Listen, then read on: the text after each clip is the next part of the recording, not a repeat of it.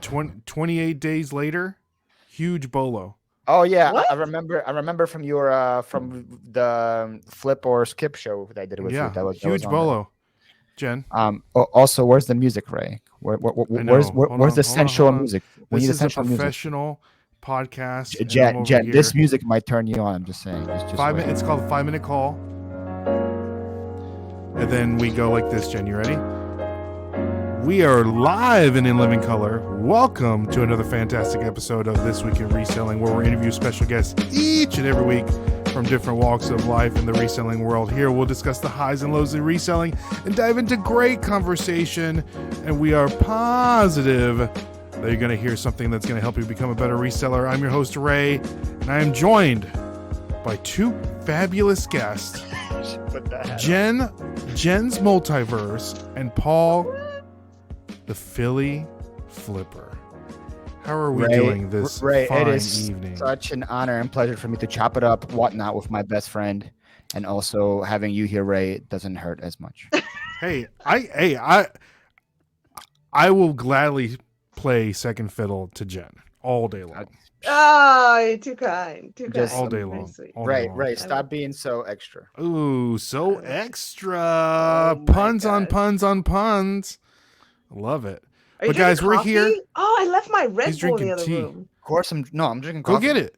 Go get it. I'm still Okay. going to be working after this, so yeah, I still need to go. Yeah. And energía, as they say in español. Energía. Energía. I love how you're just like learning Spanish. Why do you love that? I love it. Man, love it. gracias. The Gracias. language of my people. So Yes, I guys- am like I know like maybe 2% of what I need to learn right now. But you know what? You get can. there. You know what's funny about foreign languages? When you know how to speak a foreign language, that you can kind of pick up what other foreign languages are saying, with not knowing exactly what they're saying, just because it's kind of close to what you're. Yeah. or just like the Makes sense. mannerisms and like Yeah. the how high or how low they're saying it, or the way Yeah. that they're saying it. They're like, oh man, he's pissed, or like, It's you pretty know, funny. something I like- was in Chris's show today, Fuck the World, and he had some Latino woman speaking in the background, and I'm like, oh, she just cursed you out, Chris. And I could tell that I've already learned those words. So see, there you go. But you know guys, that we're you know that Jen's Multiverse also hablas de español. Do you know that she also hablas? Oh yeah, how well, Jen? Un poquito. Un Un poquito. poquito. Same. Basically, no más. No. But guys, more. we're here because we want to talk about Whatnot. And Paul the Philly Flipper and Jen's Multiverse, one of the best people on the Whatnot platform. If you guys haven't followed them, please do so. And I wanted both of them to come on because both of them really have different stories and how they got into Whatnot and how they're doing into Whatnot. But they're both 100% into Whatnot. And, you know, at first, whoa, Jen, whoa. you remember me Jen's having 100% in it. I'm about 96%. 96%. But I recall the first interview we did with Jen, and Jen was still shouting from the mountaintops, whatnot. And I was like, I don't know about this Whatnot thing. And I wish I would have been there with you, Jen, and started when you did, because it would have been a completely different story. But for the people that may not know, again, both of you guys have different Whatnot stories on how you got started. Jen got in the game like Bitcoin early. She's reaping the benefits. I got in before her. You said that earlier. I don't think you did. Did you really? Yeah. I Because started this January 7th. Yeah, I started 2020, December, Okay. November 2020. So like a month or two before, but I did not take it seriously until recently. Jen, when she started, I remember you started in the Pokemon category, right? You were Yeah. doing that. Ah. And then she found her little niche in the women's contemporary category. And I was like, Jen, what are you doing going live at 4 a.m, 3 a.m? Which she's is like, crazy. And we'll she's like, I complete- know we'll what I'm touch on doing. that for sure. Yeah. She And- knew what and- she's doing. She grinded it out, and look at her now. Whatnot superstar. Look at her now. Well, that's thank great Paul- that you Paul mentioned told my that, Paul. story. Have a good Yeah, night. right. Paul. But Jen, it's great tell my that you story. mentioned that because you started first and you got off and now you're back on. So Jen, let's start with you. Add to whatever Paul had just said. What? And then the good thing about Jen that I love is that there's this like stigma of Whatnot that you have to have like a huge social media presence to be successful on Whatnot. Jen has a social media presence, but it's not like That's Crazy not huge. Lamp Lady. It's not Right. like Froggy Flips or anybody like that. Like Not like Jen's Nashville people, Flippers. exactly, are Jen's people. So Jen, just kind of like iterate on that and just let us know like how you got started and what was the initial, like, did you have a plan or you were like how did that go?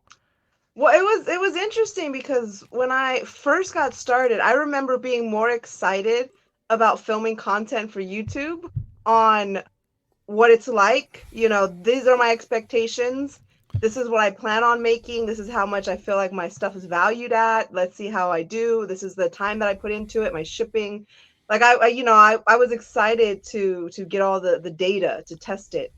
And I remember in a video after I think 2 weeks of doing Whatnot, I was like, Whatnot's great. It has a lot of potential. I love it.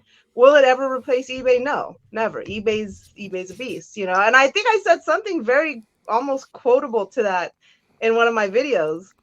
And what I did start, I didn't have a large social media following, but I had really strong friendships and network connections from social media, like people that I've met over time of doing a little bit of YouTube, a little bit of Instagram. And those people were very strong supporters at the beginning, just being there in the show, hanging out, seeing what it's all about. And it was at a time when you pay shipping for one item and then everything else was $1 after that. And it Oh was wow. it Good was it old was it days. was beautiful, Wow. because I We can did. sell a sticker Yeah. for 4 Yep. ounces or something and then We used sell to like do a that big all the old lamp time. for I would $1 start with shipping.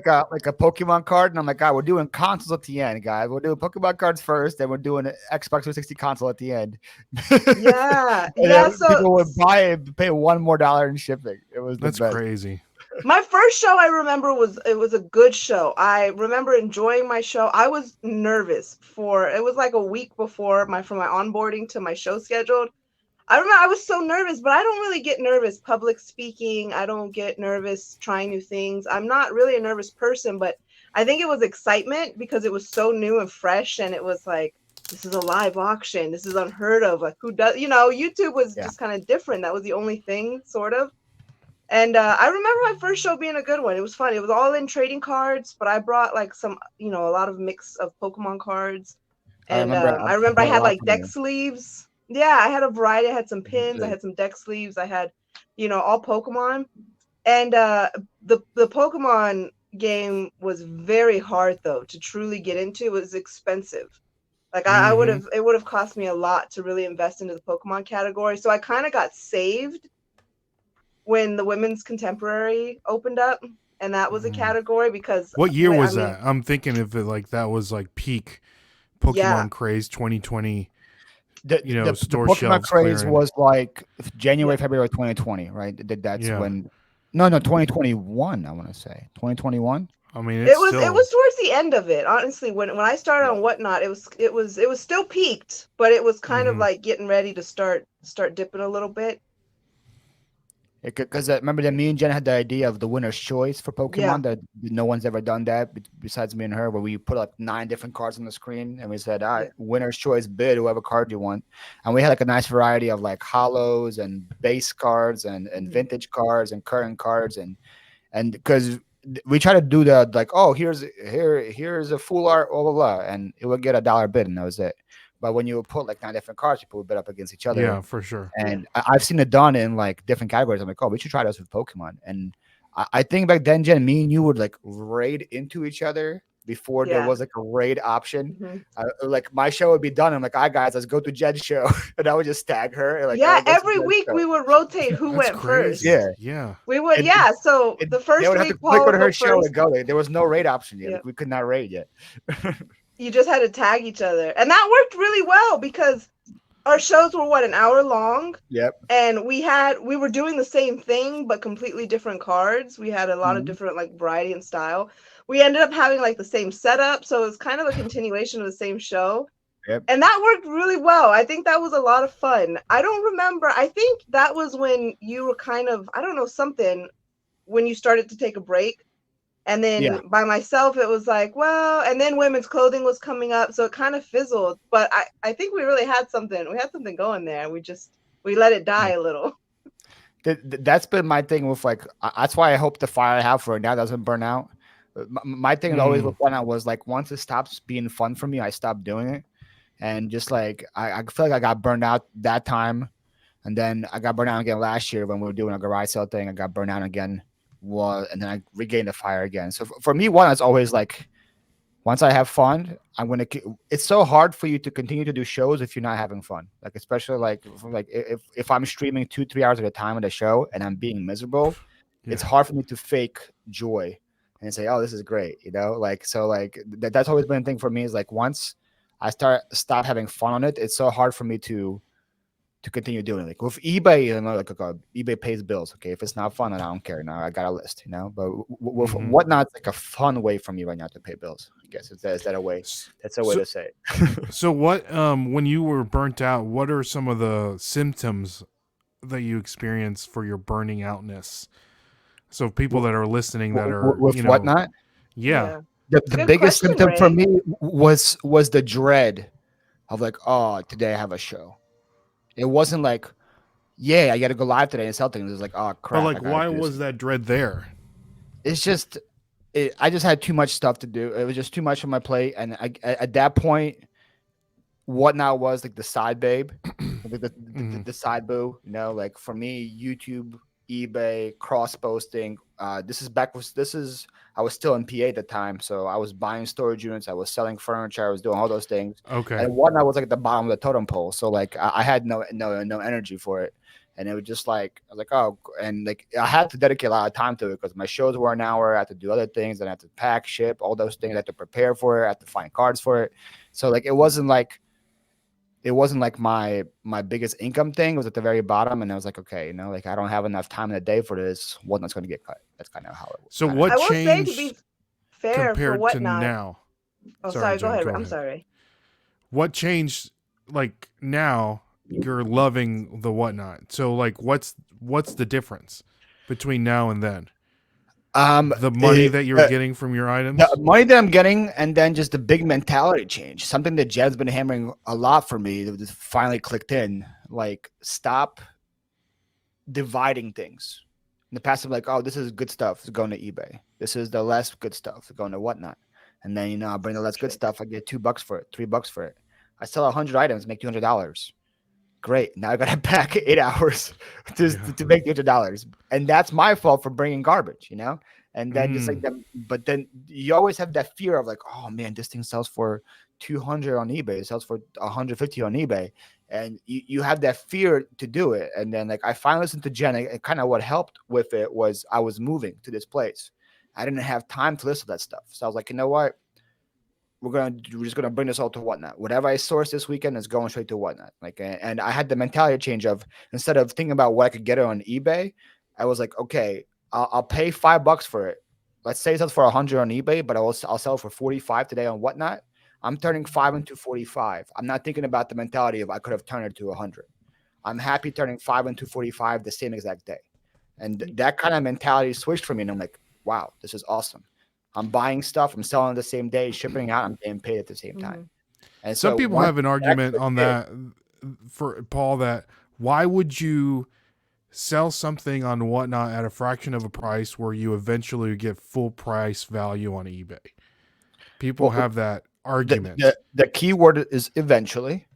Eventually. That's the key word. I mean, I could list it and have it sit on my shelves for 6 months and maybe it will sell. Or I buy it at 8 a.m. and I sell it at 4 p.m. That right there is amazing to me. Less work. I don't have to take 12 pictures. I don't have to do the description. I don't have to put the item specifics. I don't have to cross post it to 75 different platforms. I don't have to answer questions for 6 months about the item and all these things. And then I don't have to get a return once it does. So that's the benefit. That's the benefit. That's why I'm very happy to make 30, 40, 50% less. On top of that, you got to consider if you want to get that item sold on eBay, you have to promote that day. And right now, eBay promotion fees are through the roof. Like if you click on promote and recommended, it's like 12, 13%. So you paid that on top of eBay's 12%, 25% of your stuff goes already to the promotion.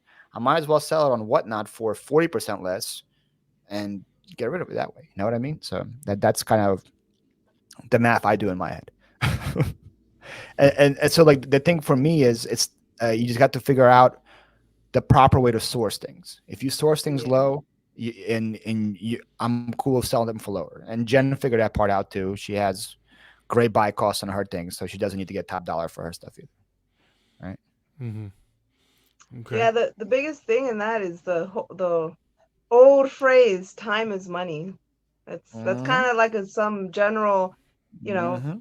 Paul just went into details of it, but it's a simple answer. When people ask me that question, it's a simple answer. Time is money.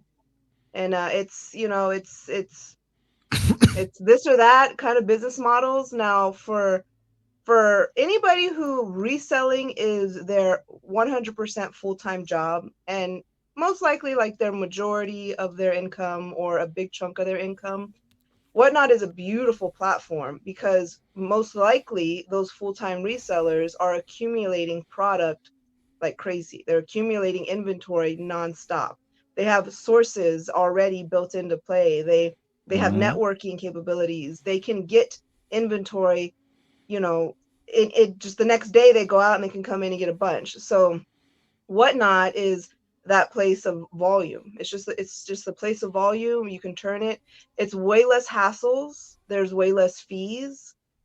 Whatnot has really done a great job, and a lot of what the difference is from then to now, I would say, why so many people are actually starting to come back around to Whatnot who have been gone for a while, is because Whatnot has done an excellent job in making it a true community, a fun place, a social media platform. Buyers and sellers intermingle. You can buy, you can sell, you can watch, you can tip, you can gift a chat, you can send gifts to somebody, a That's family member crazy. that's not even Yeah. on Whatnot. You can ship it to them. The shipping is such a great price. It doesn't even compare. Mm-hmm. You can ship a large flat rate uh, For priority 835. box for 835. $8.35. And if I wanted to even do better for that for my customers, I could say $5 flat rate and I give them And a little you get discount. 325 there. It's very, there's a lot to it. And a lot of the time the people who question it like that is because they really don't know. They just don't know Whatnot and like what it really has to offer or how it works.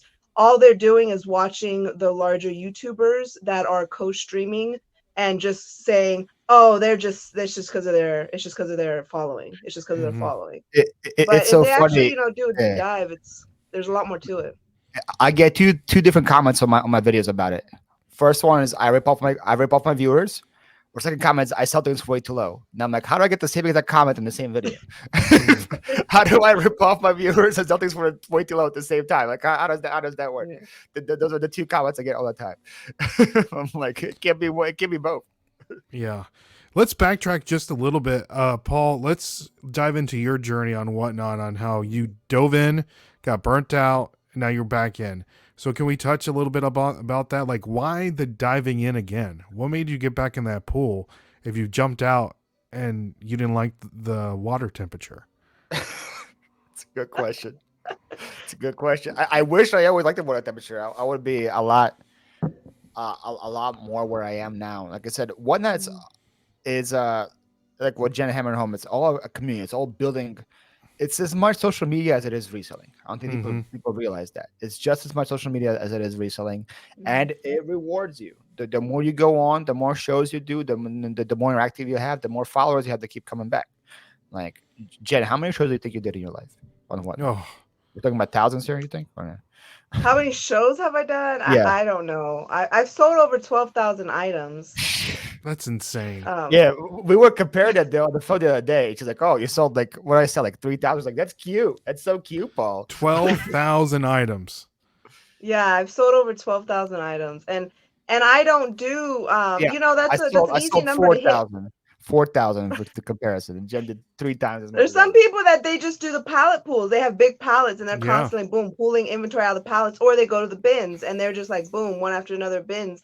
A lot of that, it's a little bit easier to hit it. Plus, they usually have a team. They either have a husband or a wife or Mhm. an employee or something like that. It moves. So for me, this whole entire time, it's been 100% just all by myself. So it's definitely been a lot of work, and it's been a little bit of a struggle. And the thing that Paul said about um not feeling in the mood to be live, that Yeah. was like my biggest scare of going full time whatnot, and kind of like really giving up eBay, at least for now.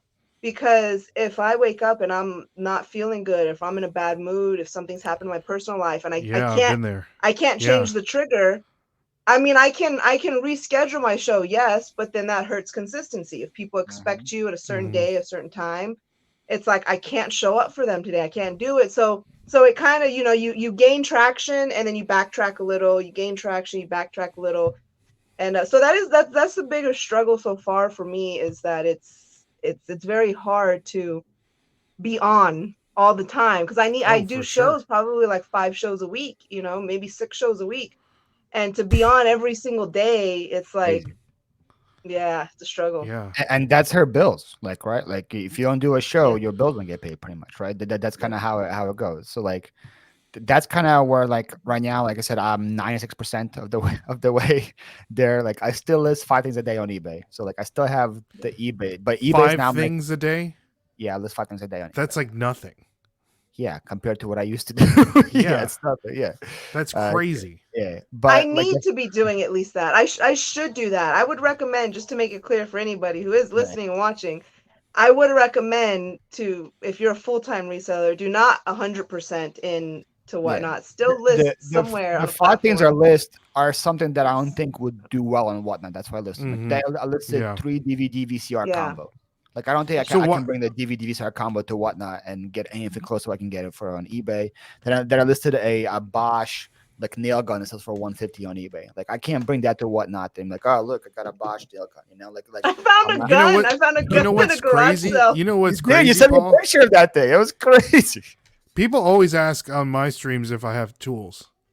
Always. Really? Every stream, do you have any tools? Do you have any tools? I'm I like, should no, I try that. don't. But once garage sale season hits, I'm definitely going to be looking for tools Interesting. Yeah. all the time. That's the I number might one try thing it. they ask for is tools. I bought a DeWalt power drill for $3 the other day. I got maybe try it, bring them to whatnot. See You what I should can try get. it. Yeah, Yeah, it's they're new always work. asking for tools. That's so weird. But I used to get a Jen, lot of questions for tools and fishing stuff. I yeah, But still now they get have fishing the stuff. yeah. fishing category, and it does really well. I get fishing questions every show. Do you have any fishing stuff? Yeah. And I'm like, So that's I something wish. yard sale season. Shoot, Yeah. lures, buyer's What do choice. what do you mean by yard sale season? What is that? What Oh, is that? It's all you're year round for constantly us, in yards. baby. Yeah, Yeah, I'm hey, like, not me. yard, you have a It's season? coming up. yet? It's You coming have a up. season? Oh yeah, it's too cold. It's too cold, Oh, man, even in no, Nashville. But then it no, gets too hot, and then yard sale season stops because it's like no. 1,000 degrees with like No, 1,000 it humidity. gets That's too true. hot We do here. siesta a little bit, like Yeah, in July, But August-ish. it just means they end faster. They just start a little earlier for us here. So Yeah. like, yeah. but even in like last year and during the hot times, like where it was like August, 95 degrees, I Mhm. was still 20, 30 sales a day for me to hit. So and that was like the low point. Right now, there's like 50 to 100 for me to hit. So But I mean, that was one of the reasons for you moving to Florida, anyways. that was a is major reason. it's for garage sales, so all year round. But Jen, I Lifestyle want to, change, mental health, and garage sales. yeah, Yes. for sure. You touched I still on remember Jen listened to my interview with Becky Park, and she called me and make sure I was like not gonna kill myself or something. she did it. Yes, Paul. You did it. You interviewed her, or she interviewed you? No, we did both. She came on podcast too, but this was on her channel. She interviewed me, and like I think that's the first time I was open about why I moved. Like I talked about just like how I wasn't happy where I was and all that, and I didn't really share it with anybody. And Jen, I remember Jen hearing that podcast. She's like, "Holy moly, are you okay, man? Are you good? Is everything fine with That's you?" a good friend, Jen. That's a good friend checking in on your boy like that. That's why she's my best friend, right? And then he was like, "Yeah, I'm good." I said, "Okay, now leave me alone." Yep, that's how me and Jen end our conversations. We don't say goodbye. She goes, "Leave me alone." It's like, now." all right, leave me alone. I got It'd be work to funny, do. like we'll be like talking for each other for like 40 minutes, and I'll be like, "Why did I even call you again?" Like, what was I calling you about? That's funny. But Jen, you touched on the word consistency on whatnot. Could you touch on how really important that word is for this platform to be successful? because I don't think people know how important it is to be consistent on whatnot, Yeah. just like YouTube or any other social media platform. That Yeah. you just have to be, you just have to be in the conversation, or there's always has to be something Mhm. to people to see you, or else you get forgotten. But could Yeah. you touch a little bit about that? Because you've been, like I said, I'll wake up in the morning, still got crust in my eyes, and Jen's selling pickles. You And know? doing a great job at Yeah. it. Yeah, you know, on Whatnot, if you even take a week break from being consistent, 1 week could be extremely detrimental. Now, it's not life-threatening for your Whatnot career, but you'll notice that next show, it's like, oh, that was a little slow. Then the next one gets a little bit better, and then probably about your third show, you're back on track. Yep. Um, what I've seen though is that if you can maintain, if you can, my goal, what I try to do is I try to go live every Tuesday morning and Friday morning. And I try now I'm at like 5:30 in the morning instead of 4 because I've kind of groomed a clientele so I can wake up a little bit later, so it's nice. But Tuesday mornings and Friday mornings. And if I miss those days and I have to end up going live on Wednesday or on Saturday, my shows are never as good as they are if I stick with my true days.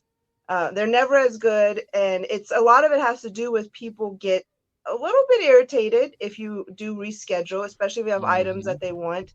They're like, "Oh, I bookmarked it," or "I missed your show," or "Jen, what happened? Where'd you go?" or "I've been waiting for this." And so it already it sets up a little bit of a negative in the mindset. Mm-hmm. So, but I would still say rather schedule it and just push it back if you have to, because things happen. But if you leave this app, like I've had people who've left this app for 3, 6 months and they come back and it's brand new. There is an algorithm to Whatnot. Yeah. I don't know how it works. The I have giveaway thing is ideas. crazy. I mean, I have a lot of you can ideas, and I. just test it based on how many people you follow Mhm. and how much time you get notified when somebody goes live. It's not every single person you follow gives you notification. For I can sure. guarantee you that. What are My what are so some of your But every tinfoil time Jen hat goes live, I get algorithm? notified. I'm just saying. Every time Jen goes live, Yeah. I get the notification, and I think that's Same a here. consistency Same here. of You me and being in her Jen. shows and all of that. But not for every other person I get notified. That's for sure. Yeah. So what's some of your thought processes on the algorithm, Jen? Well, I think because a lot of it I think really does have to do with consistency. Like if I go live in the mornings, my shows, especially in the women's clothing category, are almost always to the top. I do get recommended a lot as like for views. And I know this because I get a lot of raids in my morning shows. I get a lot of Ah, raids from people I yeah. know and people I don't know. I've gotten raids from different categories even, and that usually only happens now. Sometimes there is a friend in that show and they recommend me or something and they'll come over and I'm like, hey, thanks, I appreciate it. But that only happens when your show is doing very well. Also, I see the pushes. I see the pushes come in of people entering my show, or that number kind of driving. If it drops a little bit out of nowhere, it kind of skyrockets back up. A lot of that, I think, has to do with activity in your chat. It has to do with what you're selling, if you are selling items. It has to do with the like how long you're live. And Whatnot strongly monitors your sales per hour and your volume, like what your dollar per sell item Mm, is. And the more money you're making per item, the more money Whatnot's making. And so it would just make sense that why else are Mhm. they monitoring that so closely other than because, if you're making more money for them, they want to give you a boost or of they want to give course. you a little push. Um, It's so common there's sense. there's a lot, yeah, and even like there's tags. So you mentioned about YouTube on how social media is so strong. They have tags, and they have tags for a reason. They're telling you what's selling, what people are looking for. And I have done multiple surveys in my shows when they're really good, and I have a bunch of new first time buyers. Why did you come in my show? Every single time, it's because of my title and my thumbnail. Mhm. It's my title and my thumbnail. They like the thumbnail for whatever it might have. If I put like a big $25 Visa gift card, if I put Gymshark, if I put whatever it might be, and in my title, they'll say, a lot of the times I put $1 starts. They're like, I'm here for the good deals. Or they put, I put plus size because women's plus size is very popular. And they're like, I'm here because you have plus size items. Or I put a brand, a specific brand, which, you know, I've learned like people really like Free People. So I'll put $1 starts, Free People, plus size, and giveaways. I put giveaways in almost every single one of my shows because people that's just search smart. giveaways. It's so You smart. know, I do that too. so Even they when search Ray, even if giveaways. you see my live shows right now, my live shows has live ship with me Q&A giveaways. I do that. Yeah, That's And so smart. but you can't be doing that without doing actual giveaways. You have to Exactly. do a giveaway to it. Yeah. But that's like a SEO term for whatnot. Right now, I just look at the garage sale category. Right now, people that are live. Here's the lowest people that are live, lowest totals. Random show. That's the title. Why would I click on that if it says random show? and I've stressed that a lot for people who just do like pop-up, random, Pop-up mix, show. spontaneous, like Like, that Yeah. doesn't do anything for Why their would I click on that? search. Yeah. And then it's just a picture of just like the guys. Another one, Simply Sarah's garage sale. That's just a name, and her name is Simply Sarah. No offense, Simply Sarah, if you're watching, but Simply Sarah's garage sale. Two viewers right now. That's Well, crazy. next to her, That's a great tip, Jen. The keywords in your SEO keywords in your titles. That's a game changer right there. next to her is a person that has less followers but more viewers, and hers is $1 auction garage sale. I know I'm going to click in there. It's going to be $1. It's going to start at $1 auction. I already know what I'm clicking on. You know, next to besides a random show or Simply Sarah's garage sale. You know, it's just like YouTube. It's very people don't talk about this enough. The thumbnails and the titles are various because a lot of times there'd be like me where I'm scrolling and like there's nobody in my file that I want to go. I go to garage sale category and I search there, and I'm not going to click on random show. I'm sorry, that doesn't pique my interest, you know. And a lot of people like that are like they like me, and they're like, oh, okay, let me see what's out there, you know. That and title is very important for that. Another way that helps that though is if you preload your store, preloading your store, and don't not putting random pool, not putting generic, but if you preload it and like me recently, I had a lot of Disney items. If I preload it and I put Disney collectible Mickey Mouse 2000. You know, Disney, Winnie the Pooh, Eeyore, Tigger blanket. If you put those words also in your listings preloaded, they show up in your marketplace as upcoming items. So if somebody is looking for a Mickey Mouse from the year 2000 and they search 2000 Mickey Mouse, my show might not pull up, but my listing will pull up, and it'll show them right there that listing will be active on this date at this time. And then they're able to click that, take them to my show, boom, they can bookmark, they can set the reminder for the item, they can pre-bid.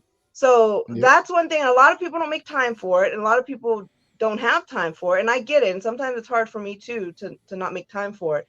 But if you can actually preload your store before your show starts and have the brands in there, the titles, the keywords in your descriptions of your items, that's just added search result bonus. Yeah. That's great. Sure. That's a great tips for sure. Can I ask Jen a question real quick? Yeah, man. Since she's the expert here. Two things about getting people into your show. Do you know anything about tapping the screen in hearts? Is that a myth? Yeah. Does that do anything? I'm sure that helps. I'm sure. Yeah, it's part of activity. It's definitely part of activity. That alone, it's not very strong though, but it's the whole thing. So it does help. It helps if people chat. It helps if you do a poll. Like if your show's kind of slow, people aren't really talking, create a poll, set that up, because then people are clicking. They're clicking on yes or no. They're answering your poll. It's opening up a dialogue. So it's like leaving comments and thumbs up on YouTube. Yes, exactly. That's exactly what it is. It's not big. Those aren't like, it's not going to bring you 1 million people if somebody hits the hearts, and it's not going to mean that you sell $1 million. But those are all little things, and they all have their different levels of pool into getting people in your show. So hitting the screen does help. Tips help. Polls help. My next thing was giveaways. Every time it seems like I do a giveaway, there seems to be a spike. more people of come into the something. show. I'm not sure if like what happens there, but it seems like there's something there where you do a giveaway, people show up. I don't know how it works or what happens, but that seems like to always help too. It's I'm wild not how sure. that works. Yeah. Yeah, I to wish I me, would have. That's one giveaways mistake. Go ahead, Jen. are a type of promotion. So you know how you can promote your Yeah. show or you can boost. I have no idea how that Giveaways works. is like a type of promotion. I've been testing it, and I don't know if I've been getting really success. I mean, I've been Yeah. getting followers, and I'm getting a lot of first time buyers. So like, I'm sure it does help. My last Saturday show, I promoted it for $10 an hour for 2 hours. So I spent $20 on promotion. So And I don't know if that did anything or not. But yeah. if I plan on having a big show, if I know like, okay, I'm making $1,000 a show, I have expensive items, I have crazy stuff, I only promote for the first 30 minutes because I promote at the max, but for half an hour. So if What's like the promotion max? is $25, well, they'll tell you when you promote, they'll say not the max, I'm sorry, but they'll recommend like $25 to $40 yes. Gotcha. because you're in that bracket. So I'll promote at the minimum recommended. So $25, that's a lot to pay like per hour or something. But $25 cut into half, so I'm paying, okay, I'm like 12, I'll pay $12.50 for 30 minutes because I just need people in my show, and then I know I'm golden. I know I have a good show. I know I have good products. I know I'm going to be a lot of fun. And I don't need to waste multiple hours. I just need them to get there. And if me paying that and them getting there doesn't keep them there, then that's not the promotion. That's my show, or that's me, or that's my product, or whatever. So I do that. I do have tried the promo, and I like that. I do like that a lot. It works very well. Just doing it for half an hour. And I have done it on occasion for raid trains for like just 10 minutes to give me a boost at the beginning, because then that gives people, at the same time I'm doing giveaways. So they're entering the giveaway and they have time. What do? They look at the shop. They browse through, they see if they like anything. So that gives people enough time to look and see what's going on, to listen, to pay attention, to see if like, oh, do I want to partake, or what's going on here? Do I like it? Oh, I like this stuff. So doing it all at the beginning of your show is, to me, the smarter investment in it versus doing it the entire show.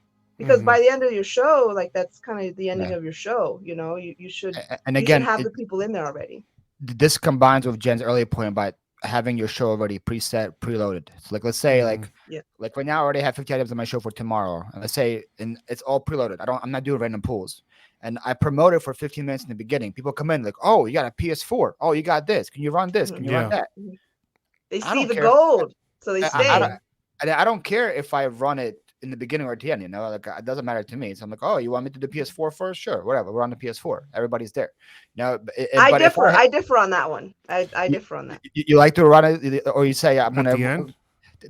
I did it a couple times, and I had different results. I did it with the N64, the complete unboxing N64, and I said I have an N64 for sale on Friday, FYI, if everyone wants. Oh, look at that.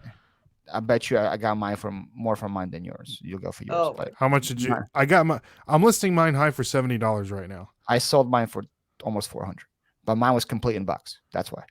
Oh, yeah, that's right. Yeah, that's what I sold for. It sold for $380, I think. So that was a success one. When that was the cover of my photo for that garage sale, was that N64. I started at $1. That was the big thing. But by the time so you sold it for how much? $380.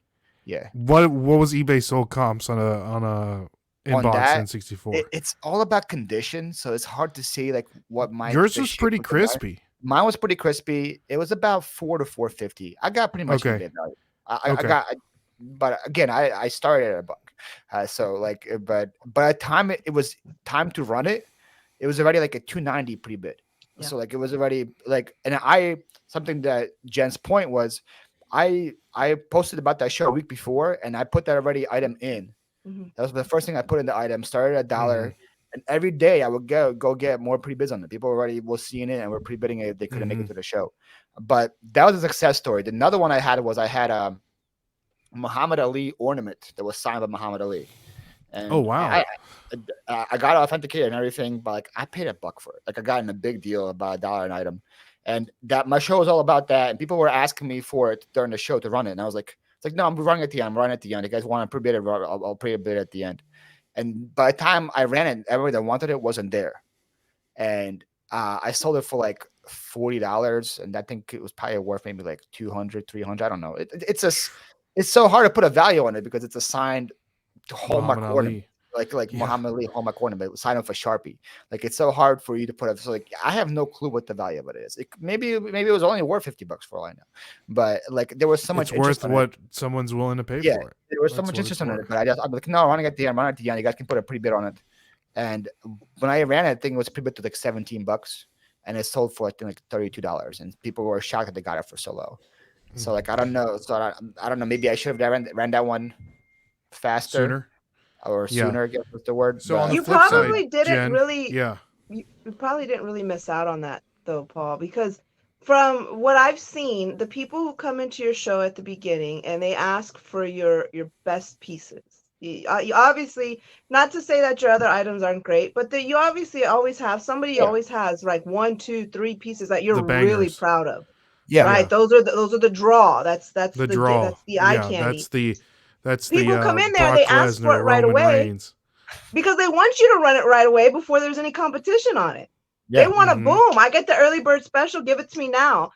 If you leave it there for your show, you have multiple eyes coming in and seeing it. So I would bet you money that it probably didn't sell for any like more or less than it would have probably sold for. If I read it, what they asked for me to, Yeah, because it would have just been that one, maybe 2 people, but they're not always the people willing to spend a lot on the item. They're the Mhm. ones trying to get it for the early bird special deal. So yeah, they really want it. They're like, I'm here, I'm going to bid on it. But they're like, oh, I'm tapped out at 15 or I'm tapped out at Yeah. whatever. No, So getting more that's a eyes good on point it too. to pre-bid gets your serious buyers in there that are really interested in it.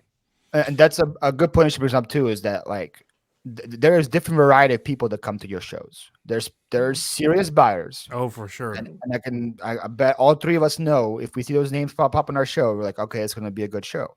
If I see like 2 or 3 of the serious buyers there, I'm like, oh, this is going to be a good show for me. I can just tell right away. There's serious buyers. There's people that are there just And to then win there's free me. stuff.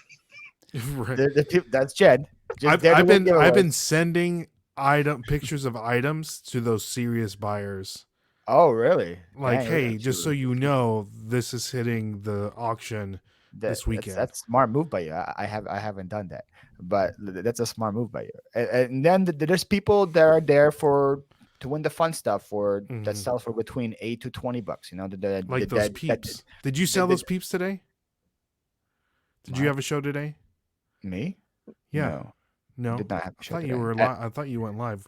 I went live to raid my friend Nikki. It was Gotcha. her first show. I just Gotcha. went live to raid. Oh, your Thank shipping you. show. Did you package peeps? No, I didn't buy No. any peeps. No. There was no peeps. I went to Sam's Club. I told you I was going to Sam's Club to buy peeps, but And they didn't have any. They didn't have it. They didn't have any exotic ones. They just had the normal ones. I'm gonna sell some peeps tomorrow, like some weird flavor ones. I think they're gonna do really well. Because when I was doing the giveaway, people were like, "Run the peeps, run the peeps." I'm like, "No, I'm giving them away. Run the Dr. Pepper peeps." So I got 3 boxes of Dr. Pepper. I bought some peeps. from Terry the other day. They want her to buy it now. Dr. Pepper peeps. How much? So, $3. Spoiler $3. alert, they're not very good. I bet they're not. Why would they be? No, don't spoil it for me. Shocker. I was so excited. Shocker, right? I was so excited. Yeah, I said spoiler alert before. Yeah. That's all you need to do. Yeah, that's So, such a anyways, shocker. back to my point. Like you have different kind of buyers. You have the ones that are just there just to have fun, you know. Because like I said, on Saturdays I average about 80 to 100 people in my show. And I bet you out of those 80 people, 40 of them are there not to bid at all. They're just there to enjoy you, to have fun. Have a good time. Maybe they'll buy a couple things from the buy it now and try to win some gift card or something. Do that, but they're not going to spend more than $20 on my show. Mhm. Then there's people there, they're mediocre ones that are going to spend between 20 to 50, whatever, 20 to 60. That's their limit. And then there's going to be a couple of heavy hitters, you know, and that's just kind of what the show is. People think, oh, there's 200 people in your show, you're going to sell things for $1 million. That's not how it works, you know. And thing is that's like you go to ADH Dave shows, you go to Kevin shows, he still sells things for $3-4 because you know that's which just is crazy. It's so crazy to me. Just how it All works, those window watchers. Mainly, as I said, Whatnot is just as much entertainment as it is selling. You know, Yeah. a lot of people are there just to go see you have fun, go to see me do bad dancing to good music. They go Tips there. really help offset. They really Yeah. help if you do have a little bit of a lower day or slower sales or something. Uh, if you can Oh, still be your nice perky self and entertaining or fun yeah. or informative, you know, people send you little tips here and there. It kind of really offset. It helps, Oh, just for sure. increase your And I average love sale how price. Whatnot lets you keep all the tips. All the money. Yes. It's like Great. a real life tip. Like, Right. that's so awesome that they Yeah. did that, because they could easily be like, well, we'll take the 2.9 processing fee. Mm-hmm. Yeah. You know what I mean? They could have. Yeah. Yeah. So it's fantastic. That's why, like I say, Whatnot is very seller friendly. And Hmm. just with the like, people will complain about something, they're like, okay, we're changing it, we're doing this. How long have we been complaining about instant pay on eBay, by the way? Oh my gosh. 8 years. Like, get it right. Like, get it together. And they're still saying, oh, we're releasing it. Gosh. Whatnot is for the people. They really For are. the They're people. Why not Right. hashtag for the people? Right. What about cancellations? Cancellations on eBay. Oh, I changed my mind. Oh, you have to cancel it. Yeah. Whatnot? Nope. No, I'm not canceling it. They- And I always put that in my show notes. No cancellations. Please bid responsibly. And one of the things that Whatnot did to like counteract that, instead of just tapping, now, like in the past, you have to slide over your bid. So it's like, come on, bro. You didn't just accidentally yeah. tap the bid. Here's the thing that happened with me. I sold like a vintage Tweety shirt for like 80 something dollars, $90, right? And it was just overhyped. One guy just got too hyped and was bidding like crazy without thinking about it. And then when it sold, he's like, "Oh crap! Like Buyer's remorse. this is too much." And he messaged me like, "My wife's gonna kill me if you ship this to me, right?" And somehow he got it to be canceled before my show was even over. Like I didn't have a chance to do anything, right? He canceled it that way. And I talked to Whatnot, and because I was like, because I made a YouTube video about that shirt, and I'm like, this is like, the shirt was the hype of the show. Like I can't just bring it to the next auction; it won't get for anywhere near as much. And Whatnot did something with me where they sent me a label to their warehouse, and they said, "Just ship the shirt to us in the warehouse, and once it gets delivered, you get paid for it." Wow. Which I was like, They auction it. I was like, what? Do they auction it? Mm-hmm. Yeah, So Whatnot Whatnot has a few different employees that do shows in different categories. Like they have employees like in luxury and all that. So the return items, or the items that get lost and then get delivered, anything that Whatnot reimburses out for and is like in transit or does get returned, they keep it. They go ahead and refund the seller, or let the seller keep their money, refund the buyer, and then they auction those items to make their money back. Okay, that's something that that makes sense. eBay would never do, by the way. Never. That's something that like when that happened to me, I was like mind blown. I was like, wait a minute, the guy got his return back. Yeah. You got to keep your money. I got to keep my money, and that the guy came back next show to me and tipped me like $10, saying, "Thank you so much for canceling that. I really appreciate it." And I was like, "Yeah, no problem." Yeah, So you got it, buddy. Huh? I got you. Yeah, but and like I'm like, dang, that would never happen on eBay ever. So I'm like, wow, they really care about, like, eBay says we care about our sellers, but I want to actually like prove it. And that makes me like, and that was also like that happened also in the between phase of me, like in November of last year, when I was debating about jumping into the pool, and that clearly showed me a lot more. Like, wait, like they actually care about me as a seller on here, not like on eBay. On eBay is like, people start return, eBay approves it automatically. And boom, boom, boom, boom. Yeah. If you actually give them a chance, it's easy to fall in love with Whatnot. Yes. But why? Let me ask you this question. That was deep, Jen. That was so why are people so scared of Whatnot? There seems to be, because I've talked to so many resellers, and they're like, I tell them, this social selling is the future. If you don't know it by now, you need to get on board. If you go to TikTok, there's videos of you, like, you can buy straight off a video of someone selling on TikTok shop. On TikTok, Instagram. I think people like at Marshalls and whatever, Home Goods and stuff, selling stuff for $15 more than what they buy it for. Yeah, it's not just Whatnot; it's everywhere. Yeah, it's for the most part. One thing I would say, without calling everybody this, but most of those people Call are them out, Jen. either Call them out. they're scared money, or they have a fear of change, and it's their own personal mentality that is keeping them away from giving Whatnot a real chance, because it's a real thing with Whatnot. You can't people it's a scared money mentality is huge. That And was the me in the idea, beginning. yeah, the For idea sure. of starting an item at $1, which you don't have to, but if I'm like, all right, you guys, we're gonna run this frog hat, and this frog hat, if I list it on eBay and if I wait a year because it's so vintage and so unique and so rare, it could sell for 100. But instead, I'm gonna bring it to Whatnot and I'm gonna auction off for $1. They're like, am I gonna lose out on 100? Well, how much did you pay for that hat? I don't know. I got it in a big old bundle, probably like 10 cents or something. To me, it's just a complete mentality, and either people have it or they don't. They're either it's gonna work for them or it's not. Because for me, it's like I paid 10 cents. There's zero risk at running it for $1. Zero risk. But other people just think of the potential money that they could be missing out on, versus I'm thinking of the potential money I can be making. So it's and you can't really change that on just saying why Whatnot's a good platform. That has to be something that triggers into somebody's mindset, and it may never trigger their mindset, and that's not their business mentality, and that's fine. That's fine. But I look at what I can make off of this, not what I could be losing off of it. Yeah. So it's that's a big difference. Love that. And to add to it, it's people have the fear of starting fresh with the Whatnot. Starting over. There's always the stigma of, oh, you have to have a following to make it. Like you can't do it without a following. And in the beginning, that is true. I mean, like it helps having a following when you go into Whatnot, that you already have some buyers coming in. But if you put in the work, like you will have that following. It's just like any other social media, but people just are afraid to put the work in, afraid to go out and grind like Jen does and do 3, 4, 5, 6 shows a week. That's wild.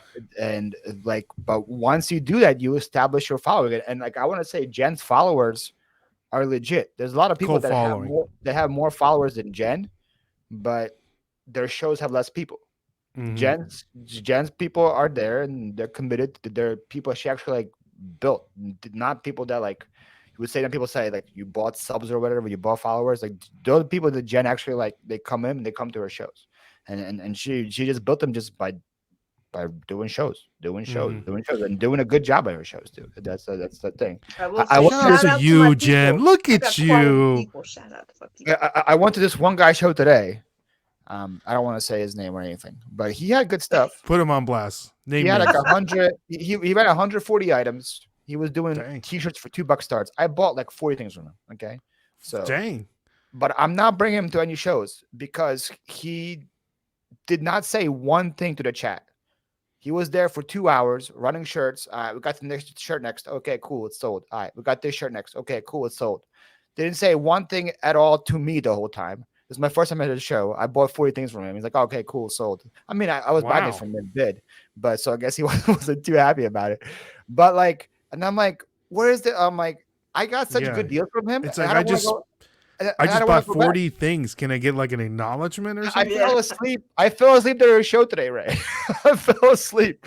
I was like, I'm just gonna do pre-bids or whatever, and then if I win them, I wake up. I win them. If not.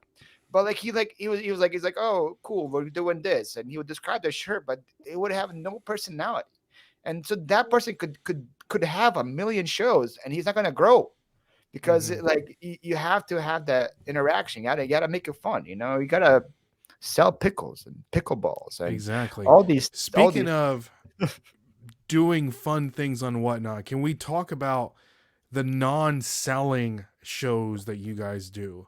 Because when I explain to people, yeah, there's people out there that just do interview shows. They're just talking. They're not selling anything. And that just like, you can see their mind just be like explode.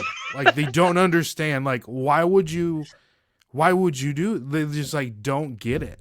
So I know that Jen does all kinds of theme shows and like talking shows, interview shows. She has one tomorrow, right? Yeah. Are you moving that one or not? She like a let's talk about it.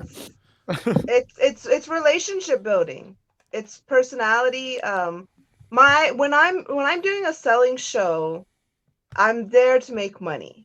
Now, Mhm. I feel like I've gotten pretty good at reading the chat, chatting with the chat, getting to know the chat, asking questions, taking breaks, doing giveaways, having some fun, showing personality, listening to music.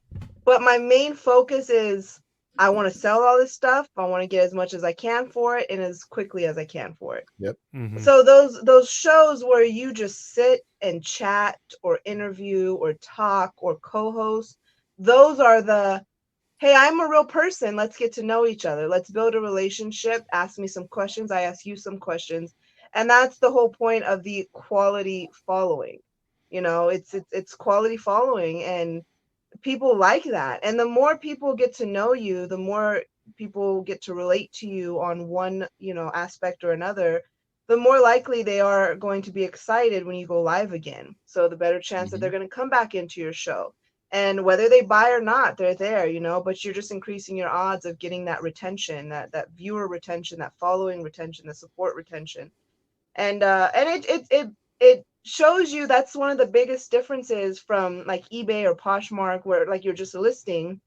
It's You're a real life person, and people will be willing to spend a couple extra dollars when they see that it's going to, okay, like Jen, she's got her two dogs, and she's getting ready to celebrate a birthday, or Yeah. she's gonna go to the beach or something, or Jen's birthday's coming up, here's a drink on me, or they're willing to Mm-hmm. spend that little bit of extra because they know you, you build that, and it's a friendship.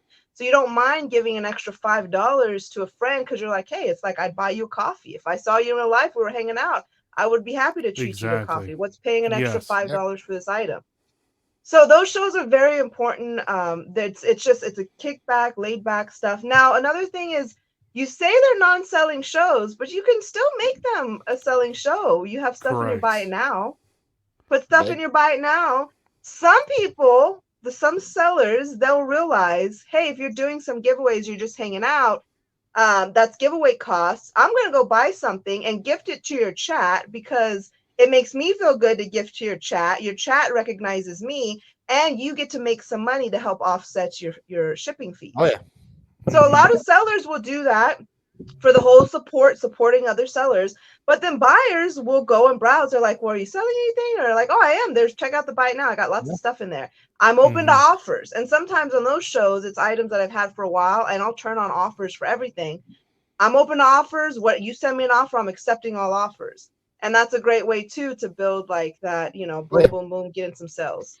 And I, not to mention a lot yeah. of those shows sometimes tips, are involved because they just appreciate your time.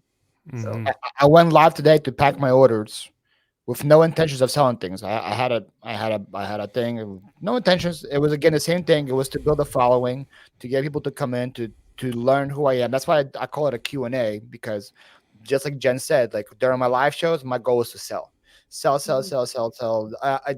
I still show my personality. I still show who I am, but people want to get to know me, ask me questions, all these things. I say I have a Q&A show where I pack and ship. Ask me there. Like somebody came to one of my live shows and asked how to get items from Poshmark onto his whatnot.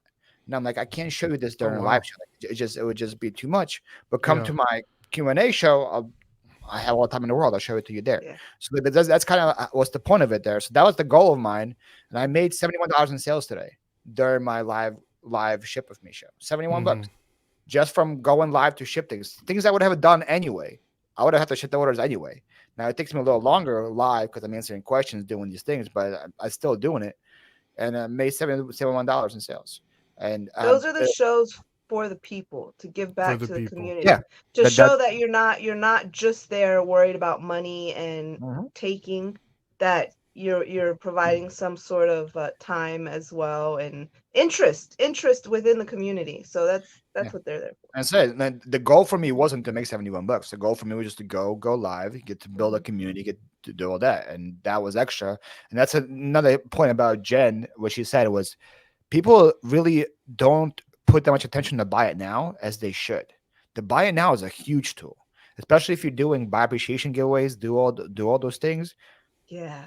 I probably sell during like one of my mega shows 30 plus items from a buy it now. and That's they're all like amazing. little like janky little things that I get 3, 4, $5 for, but it adds up. It adds up. Yeah. I gotta Today, shout out Dan. Don't let me for Shout what? out forget. Dan. Let's talk about Dan. I gotta shout You out talking Dan. about Dan is the leftover man. Dan? He just had a show today. He Okay, sold so he out. was Didn't he sell today? yes, he sold And the out. He man sold out. all by himself. It wasn't a Mhm. raid train. It wasn't anything. It was a show by himself. He had his items, and he messaged me afterwards, and he was like, just his mind was blown. Like, this is crazy. He had such a good show. He made really nice profit, and one of the key things he said, people even purchase from my buy it now. And Dan, I stress this with Dan so much at the beginning. Dan, get stuff in your buy it now. Dan, get stuff in your buy it now. Dan, you have nothing. He's like, well, should I put some stickers in there? I said, at least put some stickers in there. Yes, Mhm. but put stuff in your buy it now. You got all these little things. Because he's like, well, but I'm doing men's t-shirts. I don't care. Put your plush, Yeah. put your movies, put your DVDs, put your, Matchbox, whatever. Put stuff in your buy it now. And he took again, a little bit of a break, nothing nowhere near as long as his Paul or anything, but kind of, I think it's like a winter break sort of thing. And He said he got and like a little burned out, or just like yeah, Dan gets nervous or Yeah, anxious or whatever. and also for Dan, it wasn't worth the work for him because he would like legit take 12 pictures of an item when he was listening on yeah, whatnot. That's he was crazy. spending a lot pictures. of Yeah, time. like doing all that, like things like that you don't have to really do for But you're it. And trained, you do yeah, those things for eBay so long, you train yourself. And Dan's another one, he's Mm. full time, he trains yeah, himself doing it this way and then having to retrain for a completely different, And Dan has platform. such a great personality for whatnot that fantastic personality. he could kill it. The little, like, when he sells something, he goes, woohoo, woohoo, Woohoo! woohoo. It's I'm like, addicting. that's so- You just it's want to perfect. buy just to make him happy, Yeah. And that's not a show. That's just Dan being Dan. Yeah. That's who Dan is. So it's like, man, if he ever really gets gung ho about it, he could be a force to be reckoned with for sure. Mhm. Last week on our raid train, he had his best show ever, and I think they lit a fire under him. Like, oh, okay, like there's potential for this thing to be there, and it was Because he great. gets think I that- think he gets the majority of his items from the bins anyway. So he's paying Yeah. paying pennies on the dollar. But What by were the you way, saying, by our now section today, Jen was very kind and won somebody's show today, and she gifted me belly button lint. I think, right, Jen? Oh, what? There was so kind of Jen today to she Oh no, wanted I should have gifted you some. There was a fart in a jar. I should have said that yeah. to you, Ray. Oh So my I had to return a gosh. favor, and I went to the show and I bought her a half-eaten banana. So Jen's getting a half-eaten banana in the mail, and I'm getting some It was belly the button weirdest lint. show I've seen to That's date. so weird. And I was like, why did we just legit waste our money? I But spent it was $9 total on that banana with the shipping. I spent $9 on a half-eaten banana to bring it to Jen's house. Jen. So you guys- entertainment so gold. crazy. It was so clever. She was talking about it. It was a weird like raid train. That was a thing about being weird. If you guys want to know this potential or whatnot, right there, I paid $9 for a half-eaten banana today, guys. Yeah, it was it was funny, and she had things like cookie crumbs may or may not have the 5-second rule applied, and it It was quite the show. It was quite. It was just so strange, and it made me chuckle, and it just was so unique that I was like, well, who would buy this? I was like, oh, you know what? I could buy this. to give to somebody else. That's hilarious. See, it's all about being creative on the platform too. Yeah. It's a weird, it's just so weird. And I don't think that people that aren't creative, they don't get it.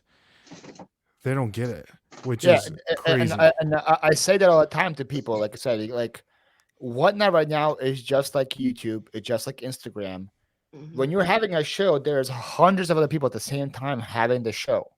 Why are you not going to come into your show and stick around? You got to make things. You can't just say, "Oh, I got this. I'm running it for whatever." You have to do it more. You have to think of creative things like to make it better. Like Jen's the pickle queen now. I don't know where I even started from, whatever, but it's like gift the pickle balls, pickle this, pickle all that, and people like just want to. People I'm gonna send you this, Jen. Oh, you got a pickle? You got a pickle for Jen? Oh, Ray, I I even had. Dang it! I even have. What? Pickle Rick. What? I'm gonna send you that next. Pickle I'm Rick? I'll put this in the buy it now on my next show so you can purchase it. What? It went from I gotta send you this to buy this. So you can buy it. You can buy it. You know, I'll send it to you. I'll send it to you. It went real quick from I gotta send you this. Oh no, I'll put it That's in the the buy it reseller now. in me. Well, as a Go- matter of go fact, buy it. I want $100 for it. So Don't worry, I'll give you a nice discount, 5% off. there you go. But guys, okay. I'm sorry. Go ahead. You gotta do something like that. You gotta stand out. You can't just be doing the same thing. It's like I thought of the plush adoption agency. Like instead of just saying, "Oh, I got a plush, here it is," and then instead of just doing winner, actually, it just came to me on the spot. Like it wasn't just an idea I had. I was doing winner's choice. I'm like, let's call it an adoption thing, better than just buying things. Adopt plush. And I was like, don't buy new, adopt. Yeah, it's cute. And I added a little emotion to it, a little connection to it. I'm like, you guys, you can't put these guys back in the orphanage. You guys got to bid. You got to get these. And it was like something stupid. I think the last show, Jen, where I had the two dragons. They were like, I bought them together and I split them up. And they went to different houses. And you guys, you monster! You can't separate the dragons. They gotta go together. They gotta go to a different house. Game of Thrones, different These home, are people were complaining about stuffed animals, Ray. Complaining about stuffed animals going to different houses because there was so much connection built to it. And our friend Cherish is there. She's like, is it just me? Like, why do I feel so sorry for the ones that don't get adopted? Why? I feel so sorry when I'm going back to the orphanage. I'm like, don't worry, Cherish. I take care of them. They're okay in the orphanage. You gotta buy them. You gotta buy them. And because of that, the same plush that if I just said, hey, here's a Pikachu plush, I would have got $2-3 for it. But now I'm getting $7-8 for the same thing, just because of there's more of a connection to it. I did a little more entertainment factor. Exactly. How much did I spend on this, Jen? On what? On this. I remember. As Paul is holding up a keychain, Eeyore's tail. I don't know, $4. I bought this from Jake because it was so entertaining. She was like, I got an Eeyore tail. And no one's gonna be stupid enough to bid on it. I was like, oh yeah, oh yeah. It's like challenge me. I'm gonna play that reverse psychology, and yeah, that's actually kind of cool. It's one of the coolest things I have in the background. Yeah, man. that's cool. One of the coolest things I got there. It's just a tail. That's so cool. Tail. Yeah. Okay, guys. So let's switching gears a little bit. I have I went out and I asked our good friend Ken, aka SSK Promo, some questions that he would like to have answered. Having to do. I gotta pop him on right now. He's not. I wish so. Hey, that'd have been epic. That was cool. That would be cool. That would have been a nice surprise.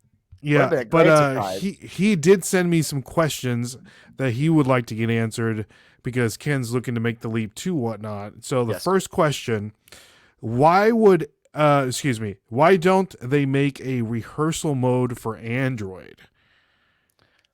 I didn't even know that was a thing. You know, first of all, rehearsal mode is a thing. I didn't know that. I didn't know that there was such difference between Android and. Oh, there's so many things. Do you have an Android, Jen? Jen is an Android user, and she doesn't have half the. Jen can't make 10 shows at once, Ray. I Really? have every single time I schedule a show, I have to do it individually. No.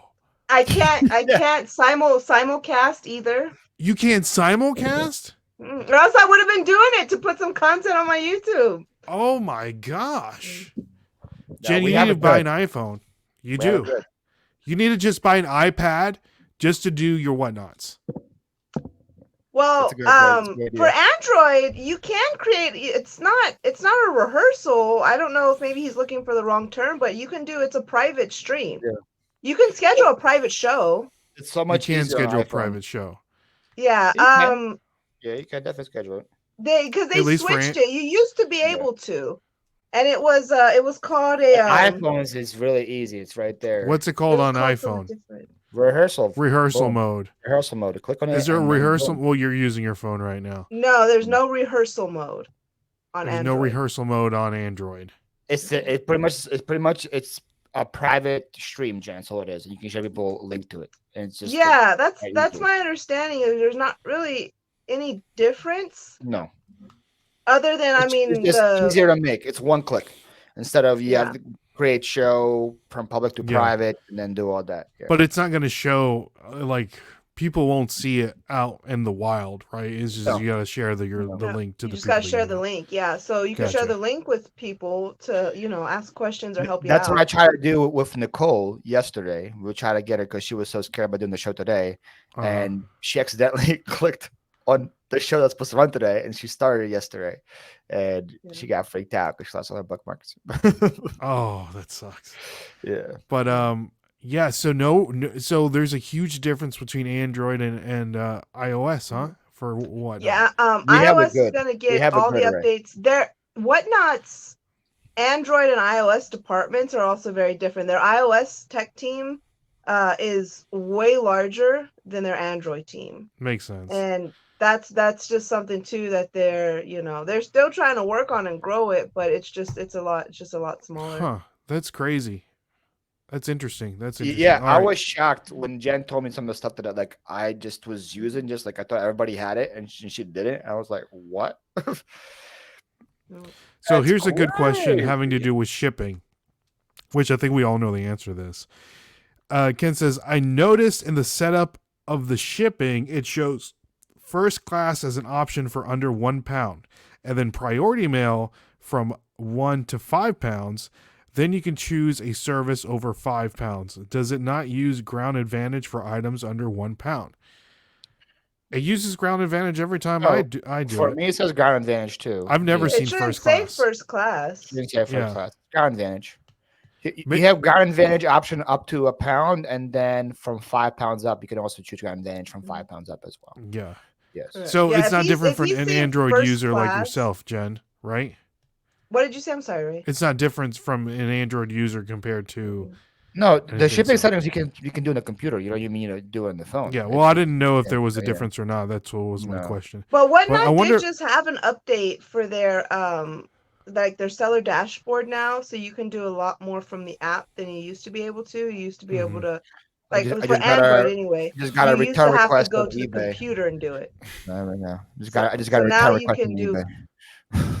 you can do a lot of the stuff from the app. So that could be like a little bit of he's coming on right during like an update or a weird kind of glitch thing. But if he's seeing first class and no ground, then that's just a email Whatnot support type thing. Yeah, that's weird because I've only seen ground advantage. Yeah, I'm looking at it right When- now, and it says ground advantage for me right now. So Mhm. it's Okay. maybe user error by Ken, I think. Yeah. So that's what I'm Okay, gonna next go question. After fees, what is the realistic expectation of the percentage of selling on Whatnot? Not sure that makes sense. So, after fees, what is the realistic expectation of Well, the percentage of selling on like Whatnot? like you're saying, if you sell an item for $10, how much of that you're gonna take? Sure. Is that what Yeah. you reference? I mean, So- I think it's comparatively. I think I calculated it last time. It's like roughly 13%. I was gonna Of say fees. 13%. It depends. Yeah, it depends on how much your item sells for. Mm-hmm. So like if you sell for Right. $100, it's It's much better for you to less. sell it on Whatnot because you only Yeah. get, I think it's 11% plus 35 cents, right? Yeah, It's, it's 2.9 processing fee plus plus 8. 30 cents. No, well, it's 8% Whatnot fees, right? And then Uh-huh. it's Commission fee. 2.9 processing fee. So it's 11% plus 35 cents per item. That's why Correct. me and Jen kind of hammered a point home with that. If you're a new seller, do not sell your items for $1. Correct. It's Because if you 30 sell cents. for- 30 if cents, you- just to be clear for the Yeah. people that are on here. If you sell your items for $1 and they sell for $1, Whatnot takes 30 cents right away for the processing fee. Mhm. And I think was it Basil has the shirts, right? He has custom Whatnot shirts that says I'm worth more than 43 cents or whatever. Yeah, I was gonna say it's anywhere from 40 to 55 cents is what you make, because even that depends on the location and your taxes and all that. Mhm. So like that's why I say no. So don't technically, start the fees for that could be like 55%. Yeah, that's why I say it depends on what the item sells for. But if it sells for, let's say, if it sells for $10, Whatnot's getting about $1.50 I would say it's probably safe to say like that, right? And So then Definitely it's depends, like, but as if you want to give somebody a general idea to give like just give them a ballpark, I feel like 13% is very realistic it's and 13%. comfortable. I have a great video of the percentage breakdown on my YouTube channel. It's like the best video that's performing on my YouTube channel oh, to look at date. you. And I have a spreadsheet and everything, and I'm working on a new video so you can people can download the Jen's spreadsheet. best video is also her whatnot video, by the way. So, but also I was gonna add, like eBay, they take the percentage of fees from the total value, Which is so messed up. I don't which know is how shipping on whatnot. The how commission they is get from a- what the item sold, and then the 2.9 is the total value. And especially for me, because I do international shipping on eBay, and sometimes people choose that option, and they pay $20-$30 for me to ship that item. eBay takes the fee plus that from me, and so I'm losing out so much money on it. So I don't know how they're allowed to do that, but they somehow they are, which is like crazy because I lose so much money on that stuff. But And I whatnot think is people need to be aware of item that when they're comparing apples to oranges on the fees, is the total value fee, including shipping. Yeah. So, like right now for me, because I sell on the Whatnot marketplace as well. Like I add things to there, so like at least once every couple of days, I sell just randomly from somebody that sees my item in the marketplace. So for me right now, the happiest place for me to sell is on Facebook Marketplace. If I'm not selling on Whatnot, because that's 5% fees. Whatnot is my second favorite because that's 11%. Mercari is 13%. Then Poshmark's 20, and eBay account is like 25 for me right now if it sells on eBay. If you think about the total fees, it's almost a third. With the promotion, with whatever, it's pretty much 20-25% of my money goes now, to just to make it clear for those rare people who might be like listening, the fees do vary also a little bit. Like for luxury handbags, for in the Pokemon category, like if you sell cards up to a certain amount, they do also if you're in a sponsorship with Whatnot, or if you are employed with Whatnot, there's the fees. There's situations where the fees could definitely vary per person. So it's very hard to say exactly what they are, but once you start, you can calculate and everything, and you can get a general idea for yourself what those fees are. What is the fee? You said there's difference between luxury bags and Pokemon cards. What is the difference? Well, for those sellers, like for cards, if in the card category, if they're sell over $1,000, like $1,000 sell, so imagine they're selling like uh very rare like booster boxes, or they're selling like carts or something like that. Then I believe Whatnot takes almost no fees to like very tiny percentage of stuff. I think it might just be like even the processing fees or something. So in situations if the sell is over a certain amount, and then for the luxury handbags, man, because I just recently got approved to sell in the luxury handbag category. And the approval process is a joke. Yes. When they send you the I'm like, oh, are you kidding me? They just want to make sure that you do better. Yeah, they just want to make sure that you're not supposed to sell fake Gucci bags on Whatnot. Yeah, I don't even know why I got approved. It was kind of when I hit like 11,000 followers. I feel like that's about when I got approved, and I don't know if it's because I don't know what it is, but I don't really sell luxury handbags. I've never sold a Louis Vuitton or Gucci or Prada. I mean, I've sold Michael Kors, Kate Spade, Coach. I don't know that that's luxury, but and Whatnot, I guess maybe it is considered luxury. But yeah, especially for me, like so I get a garage sale. So like if I just see like a Louis at a garage sale, I walk right by it. Like I just there's no way I can authenticate a garage, so I ain't buying. Like I don't know what to look for with that stuff. Like at least like Coach and stuff, because of Kayla, I kind of know how to spot a fake Coach or whatever. You know, you can just peel off the thing, see if there's glue on there, like little things like that with like Coach and Kate Spade. You can kind of figure out. But with like the luxury runs, I have no clue which one is real, which is not. I just walk by past them. So like, I got the invite to it on my email to do the thing. I didn't even fill it out. I'm like, I ain't selling luxury. I'm like, I ain't doing that.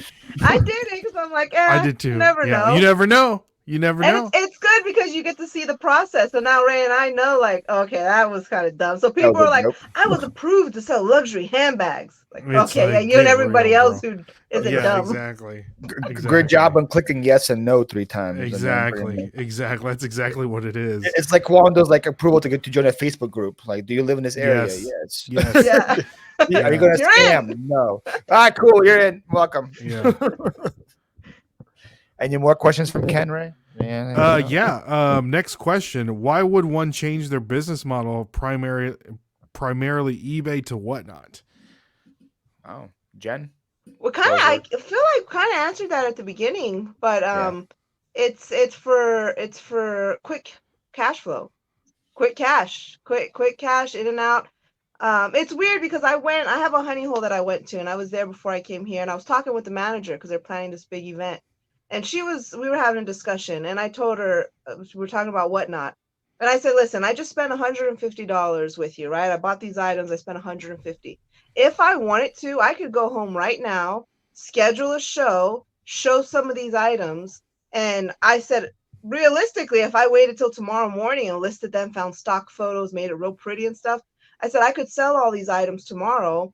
At worst, probably make $300 at worst on this stuff. And now, before you guys even open up tomorrow, I have that money already. I do my shipping, my labels, everything. I get that money sent over. I can have it with me 30 minutes to an hour after my show is over. And now I'm waiting outside with $300 to spend and buy more stuff instead of the 150. It's magical. It's magical. People talk about cash flow all the time. Like, this is a cash flow beast. What other platform can you really do this? You're like, I got an emergency vet bill. I need to make $250 quick. I need it like tonight at midnight. The pawn stores are closed. The banks are closed. I can't get a loan. My dog, I have 3 hours before this has to get paid. I'm going to go live and I'm going to sell some stuff and I'm going to make this money. So it's very addictive. It's very addictive to have such quick in and out, cash flow. For the show I had last week was a game changer for a lot of people. The one, my t-shirt show, where I bought it on Saturday for $20 and sold it all on Thursday. Every single shirt I sold in one show and made like $12.80 after fees. Now again, I think that one I benefit a lot from my following. A lot of people, like, it helped a lot having the YouTube video and having the people come from there. But I think people that wouldn't have a following probably still would have made $300-400 on that show, $500 easily, just from the shirts. You had so many shirts that if they sold at $1 a piece, $2, Yeah, exactly. Like that's $500 that you're making. And so let's say the regular guy doesn't have a following, makes $600, 20 into 600 in 4 days. Crazy. No refunds. It's crazy. You can decline all cancellations. You don't have to worry about drama after the fact. I sold them on Thursday, shipped them on Friday. Money was in my bank account Friday afternoon. There's no, it doesn't fit right, or I didn't get the pit to pit, or can you measure the sleeve length, please? It's none of that. You don't. There's no hassle to it. Now again, I could have brought them to eBay and made more. There were some really good ones. I know for sure the corn shirt that I sold for $30. I sold the same component for like $120 on eBay. So like I had some pretty good bangers in there. Then I also had some trash. He had some straight up trash. Call it what it is. He sold trash. Some of them were just like rag shirts that people were bidding on. And I mean, like, I showed it. Like, I'm like, all right, this is what it has. He did. I was like, people are buying this. This is not even like grunge or what you thrashed. No, it's just trashed. That's crazy. And people still bought them. So like, I had a mix. Like I said, like, if I brought them out to eBay, I maybe had $3-4 grand in shirts there. Like, probably fair to say, but I was very, very happy turning 20 into that in 4 days. Like, that's I think No that's one else it do too, that. though. So many people would dwell on that one shirt. Like, I can't believe it Mm-hmm. only sold for 30 and it sells for 120. It's like, It's come like on, you man. look at your You overall picture. overall, You yes. gotta look at the big, yeah, you gotta look at the big picture. Overall, how much do you have into that one shirt? Five Yep. cents, and then it's and some And, shirts that should not have and- sold at all still sell for $2, $3, $4, $5, $7. So some shirts you're gonna make less on, some shirts you're gonna make more on, and Mm-hmm. that overall Again, it evens out. the- Not to mention a big show like that, people are excited to see it. You're still doing the piano, you're still working for tips, you have your buy it now. People can go in there and boom, add into the buy it now. yep. It That, all I it was, all I was works still together. doing giveaways throughout the thing, just Yeah. randomly. No, I know I was randomly. It was every 25 sales. I was doing a giveaway on it Yeah. to encourage people to keep buying. That's not a big thing with the buyer things. Is like my mega show. I do one every 10 sales. Got that idea from Jen, by the way. Most of my good ideas came from Jen. Uh, it was stolen exactly word for word from her. I went to one of her shows and she's like, every 10 sales, I'm doing a Starbucks giveaway. And I was like, that's genius. That's genius. We're doing that. So that's stolen directly from Jen.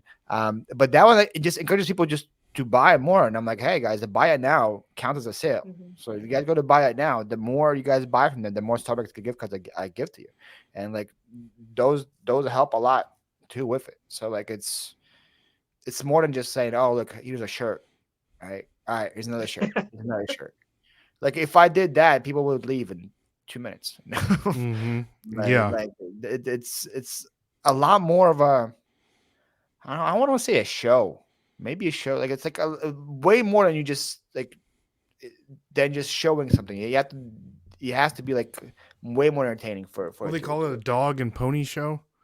Yeah. Is that the term? Okay. It's is it a dog and pony show? Horse I and don't pony. know. Horse and pony? Why would there be a dog and pony together? I don't Just know. like, That's why I was I feel asking. I like don't it's know a what the horse and term is. pony Horse show. and pony sounds. let us Sounds know in the good. comments down below. Let us know. Yeah, let us know in the comments. Show? What kind of All show right. it So, last question from our boy Ken: is selling on Whatnot worth it? No, don't do it. No, next question. There you go. Well, It's worth it if you are willing to put in the work. Great answer. People that are going into it blind, having no followers, you're not gonna make $1 million your first show. Like that, it's just not how it works. But if you know how to play the game, if you know if you're willing to go grind it out, build your following, do it, definitely worth it. if Me you're and Jen, expecting to go in and just have great shows and have the people that you see having great shows, just make sure that you have great shows and you're going to have the same, views and everything as the people that you're watching. That's very unrealistic. That's not going to happen. It's if you just plan on having a casual show every now and then, it's not gonna happen. Might as well just sell your trash and try to get whatever pennies you can for it. Mm-hmm. But if you are actually going in trying to say, you know what, I want to make some money. I want to make some money. Maybe you don't want to do 5, 6 shows a week. Maybe you just want to do 1 show a week, 2 shows maybe. And you have like an influx. You found a whole like pin collection, or you found a bunch of graphic tees. And it's like, let me have this show and put it together. But you're willing to do that week after week after week after week consistency. for months, as well as you're willing to play the social game. You have to play the social game. You have to. You can't just go there, go live, just do your show, and then peace out until your next show, and then go back again. Like Nope. you're not going to get any traction either. It's a lot of work. It's a lot of work. It is very rewarding, but it is a lot of work. So you can't be afraid to work, and Yeah. you have to know that it's not going to happen. It's not going to happen overnight. So it's Me- worth it. Us three have a mutual friend, Noonie Worth Bird, it. on there. I think Noonie Bird's a Worth perfect it. example of how Whatnot works. Yeah. I know Jen knows her for way longer than I know her, so like, I haven't seen her build it to where she becomes now. But Noonie pretty much has one big show every Saturday. Mm-hmm. She makes my mega show look small because she goes live for 5, 6 hours at a time. But one big Let's show. be realistic. She goes That's live for 8 to 9 crazy. hours every Saturday. But Ray, go to one of She her puts shows in a sometime. shift. Go to her shows. Look at her souls. I guarantee you, she make. I don't want to put her numbers out there, but it's a lot of money. She makes a lot of Noonie money. Bird, no, look, I'll say it. Noonie Bird, she was a buyer of mine and a lot of others before she was a seller at all. She wasn't a seller. She really didn't resell much. She kind of did, but she was a buyer, and she had so much fun buying on the app. And she, she realized, oh shoot, I spent a lot of money, and I have storage unit of like so much stuff. I'm gonna apply to try to sell some of it because she realized this, and this is how far back it is. She realized it's very hard for me to find Western shows. She loves Western. She absolutely loves it. She's a cowgirl. She's country. She loves the leather and the boots and all She's so that. cool. She would go every single time she'd come into my show. Hey, Jen, you have any Western? Hey, Jen, you have any Western? She would do that to everybody's show. Do you have any Western? And it was so hard for her to find like just where she can buy a lot in one show. She had to go to so many shows. So she realized that was missing. So she started to be a seller. But she loved her items. She loved her items. She knew that they were valuable. She was like, no, I'm starting them off. This is 15. This is 20. This is 25. She had Luke Casey, and she's like, I'm starting these off at 75. I'm starting fair prices. Sure, definitely. Even very more reasonable than eBay and like Poshmark, but very unrealistic for a new seller coming from nowhere. And she grinded. She had the community, the support of people she was buying from. And I told her, I said, Noonie, you have so much stuff. You just need to have a dollar show. I'd been doing dollar shows. And I said, I know they're not for everybody, but you have beautiful things. You have so much of it. Just have one big show. Let the people see what you have. And then you can like rethink. And she says, I'm just going to do it. I have so much stuff. I'm just going to do it. She's done the dollar shows now, has not looked back. And they have grown tremendously, where she went from that first show, her items, selling $5, $6, $7 to her solds are like $25, $35, $45, $55, and she's selling 130, 150 items a show. Gosh. So you can do the math. It's not like it's not, anybody can do it. the math for that. And for her, that's it. She puts in a full work day, one shift on Saturday, consistently, the same people come back every single time, plus new ones every single time. And she tries on her stuff. She decorates certain items. She'll pair items. Get this. So this was mind-blowing for me. I've never heard this or seen this in anybody's show before. She showed this dress. And she was like, look, it would look really good with the belt because it was kind of big. It was kind of, whatever. So she said, look, like I have this belt. She puts this belt on it. It beautiful, gorgeous. It works great. So she's running the dress. And then people ask, are you going to run the belt? I want the belt. The dress sold for like $35. This belt, she emphasized a million times. It's vegan leather. It's unbranded. It was just a real pretty belt. Nice quality though. Vegan leather. This belt sold for $50. The two people bidding, the one had bought the dress, and then the other one that actually won. The one who lost, she said, I really wanted the look. Yep. That's like professional business marketing and strategy in that. Like that's what you want your people to see and say that. I wanted the look. I wanted the sound. I wanted the the ambiance, whatever it is. Yeah. And it's just, and she was, not that she's worth nothing, but she went from literally nothing. She was a buyer, strictly a buyer. That's it. She was a buyer. She didn't start selling until a year after I was selling. At all. No social media following whatsoever. Yeah. Zero. She's just now starting to learn how to use Instagram. She doesn't even have a YouTube account. If she watches YouTube videos, it's just general watch. She doesn't even have a YouTube account. She has no social media. We gotta get her on the show. Guarantee, she's got. It's amazing. She's amazing, man. Yeah, that's like when people say, "Oh, you need to have a following," I'm like, no, you don't. No, you don't. You have to have the goods. You have to have the personality, and you have to not play with scared money. Yep. You just gotta let it go. That was a big thing, and you gotta listen to what if Jen says. Do it. 9 hours. She does a show for 9 hours. But like her shows are like, because she does it on Saturdays. I watch when I'm going in between garage sales. When I'm driving in between garage sales, I just have it on because it's just perfect background noise. She's so soothing, so much fun. And she'd be like, "All right, it's time to have lunch." And she just sits there and eats lunch while talking Oh to you. wow. Like that's like part of her thing, you know. She's like, "All right, no, I'm tired. I did it for 4 hours. I'm gonna sit down and talk." And she just sits there. She talks. She's She eating lunch. doesn't rush Yeah, at all. doesn't rush She is at all. not in a hurry. She doesn't And, rush at and all. her Yeah. people are her people. They're used to that. Mm-hmm. Like if she does a show, it's like, ah, come on, Chad, don't sleep. We're doing this. We're doing like Mm-hmm. her people would not like that. You know, like So it took that's Mm-hmm. a her little audience. Yeah, time, and that's, yeah, to kind of, get back to that Ken's point. question. yeah. It it does. It takes a little bit of time, but if you have something to offer, as far as whether it's your personality, whether it's entertainment, whether it's creativity, whether it's your items, whether it's the value, if you have something to offer, it will come. You have to take advantage of it when the time presents itself, and you have to keep grinding, and you just gotta keep going, and then eventually it just like falls into place. So, but it Yeah. is worth it. 100%, Oh, it's worth it. that's amazing, amazing. Shout out to Noonie. All right, guys. Mm. So this is going to be the last question of the day.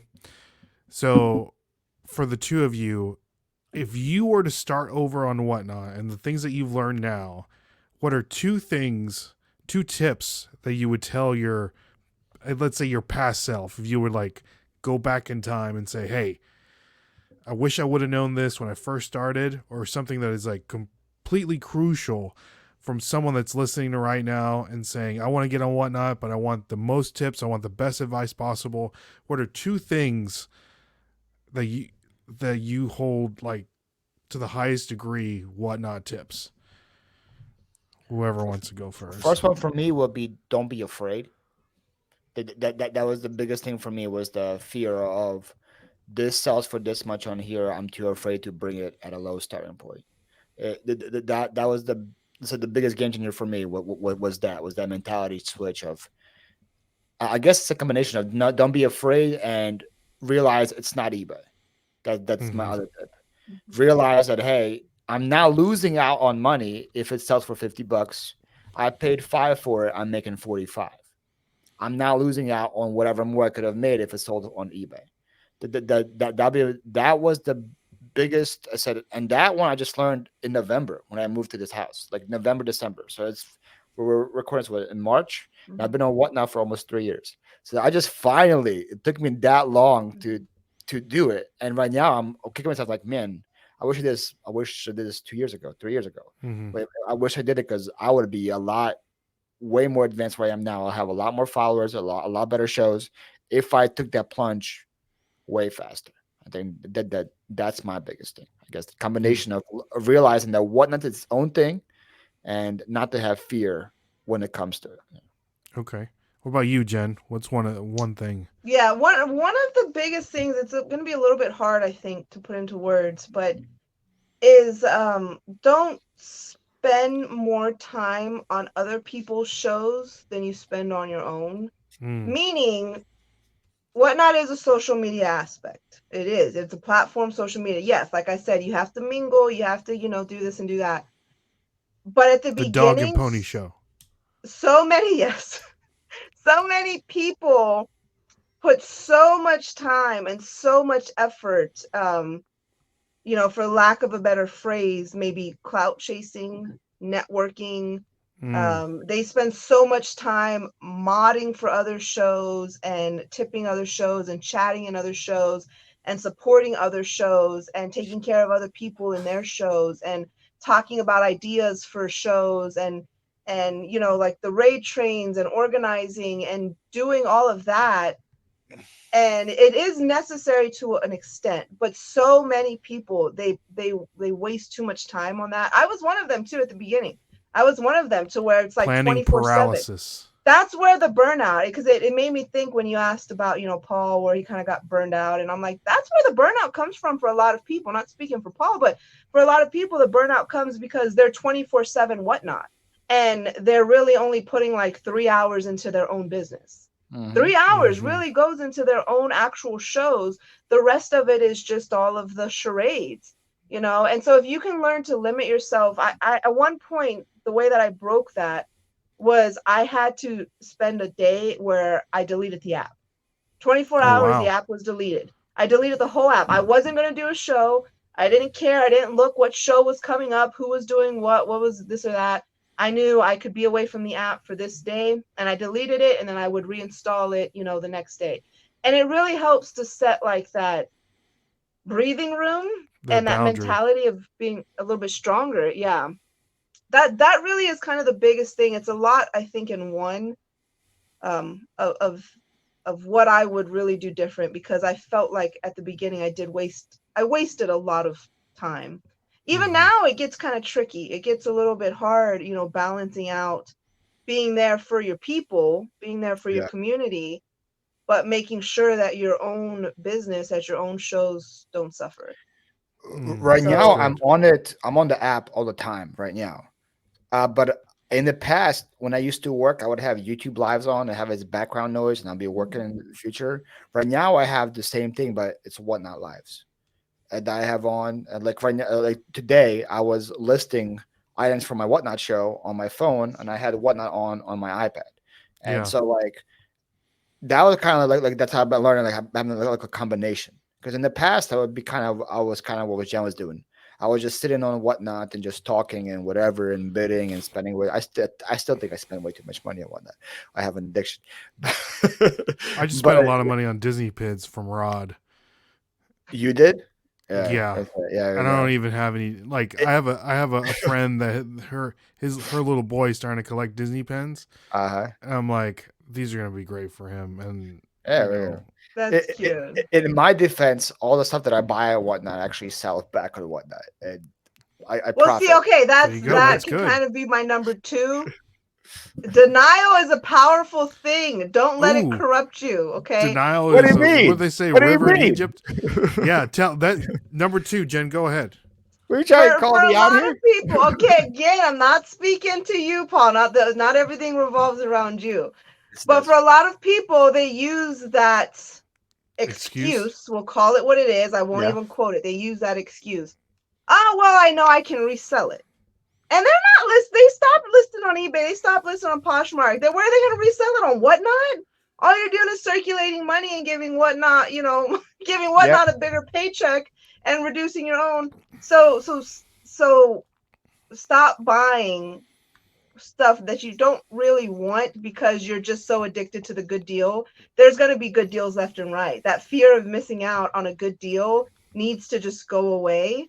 But if you really want something, sure, by all means, go for it. But if you're using that already defense mechanism of, oh, it's because I'm going to resell it. It's inventory. I'm sourcing. That's bogus for probably let's just call it 89% of people. For most of the people, I agree. I actually keep a spreadsheet of when I buy something, and then what I sell it for, and I see if I make money or not. And so far, most of about 88% of the time, are you in the green? 80% of the time, I'm in the green. And a lot of time, but again, when I'm bored, you're a little bit of an exception though to the rule, Paul. Oh no, yeah, I'm definitely an exception to the rule. A lot of times when I buy from things, I buy from people that have 2-3 people on their show. I come in there like the guy that I got 40 shirts from him, and my average buy cost was $2 a shirt. Because nobody else was there at that thing. I'm gonna run those shirts again at my auction. I'm gonna have enough to do a whole graphic show. I'm gonna start at $4. So even if it sells a min bid, I'm already doubling my money. You're in the green. He had some really good shirts, like really fun, like Halloween graphic tees, Michael Myers graphic tees, Harry Potter graphic tee. There's one that I think I want to keep. It's like a Superman tie-dye all over print one that I got for $3. Oh, that's cool. That one might be a keeper for me, but we'll see. But I'm the exception because, like I said, I actually know stuff is coming in. I'm bringing to my show and I'm doing it. A lot of people, like Jen said, oh, it's gonna get sold one day, and it gets put in their dev pile. Or it gets done, whatever. They just buy it because, oh wow, this thing is $2. Why wouldn't I buy it? Well, a lot of people they feel bad for the seller. They get a little embarrassed. Nobody's buying anything, so they do it to support. Yeah. But my thing for that is send them a tip to support. Yeah. Why? If you buy an item for $2, they're making $1.50 on that item. And you've paid not only $2 for the item, but also $5 for the shipping. Mm-hmm. Let's round that up and call it $8.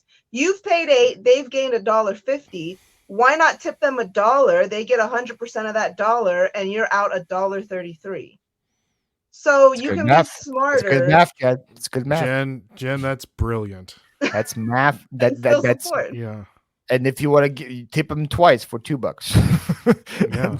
and then they make Or more just than go you crazy find Why and don't out. you tip give them him a an Abe $5. Lincoln? Give him $5 at least. Oh, Guys. whoa! Settle down. Come It on. still Give- comes out cheaper than buying a $2 or $3 item. It comes Yeah. out cheaper than buying a dollar item if you tip them $5 with shipping, Yep. you know. No, for sure. And they get all of that money, so you're actually supporting them better, and you're being more frugal for yourself, so you don't go crazy.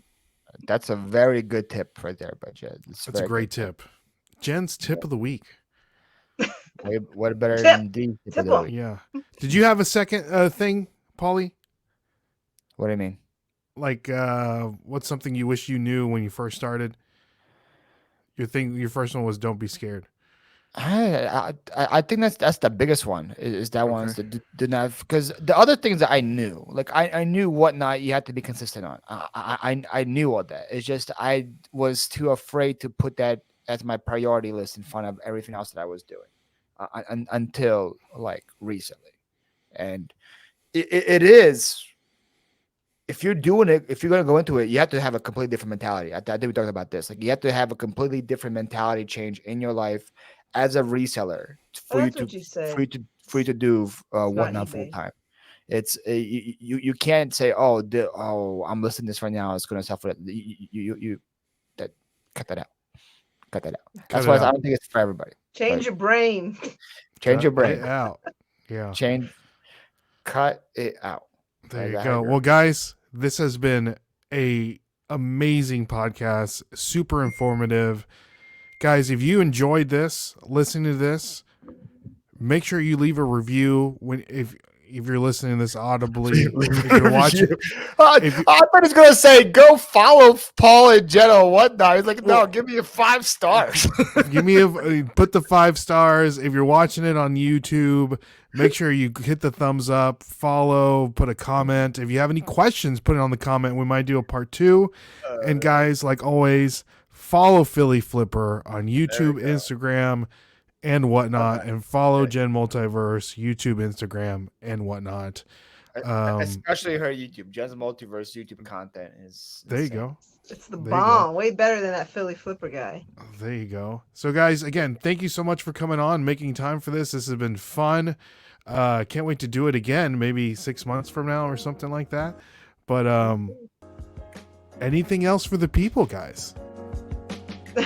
No, thanks people. Stay awesome. Live without fears, people. Live Live without without fears. fears. Well, guys, my name is Ray, I'm Paul.